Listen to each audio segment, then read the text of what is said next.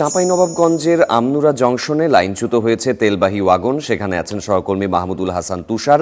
চলে যাচ্ছি তার কাছে। তুষার, এই মুহূর্তে তেলবাহী ওয়াগন লাইনচ্যুত হওয়ার পরে পরবর্তী কি অবস্থা দেখা যাচ্ছে, সেটি ঠিক করার কোনো পদক্ষেপ নেওয়া হয়েছে কি? জি, সাফাত, আমি চাঁপাইনবাবগঞ্জ রেলওয়ে স্টেশনের ঠিক একটু দূরে অবস্থান করছি, যেখানে পেছনে দেখতে পাচ্ছেন যে একটি তেলবাহী ট্রেন লাইনচ্যুত হয়েছে। আমরা যতটুকু জানতে পেরেছি কর্তৃপক্ষের কাছে, সকালে এই তেলবাহী ট্রেনটি লাইনচ্যুত হয় এবং লাইনচ্যুত হওয়ার পরবর্তীতে তিনারা রাজশাহী রাজশাহীর সাথে যোগাযোগ করে এবং রাজশাহী থেকে উদ্ধার করার জন্য টিম ইতিমধ্যে এখানে এসে পৌঁছেছে এবং তারা উদ্ধার কাজ করছে। যেমনটি জানেন যে ট্রেন লাইনচ্যুত হওয়ার পরে রাজশাহীগামী এই সকল ট্রেনগুলো এখন পর্যন্ত ট্রেন চলাচল বন্ধ আছে।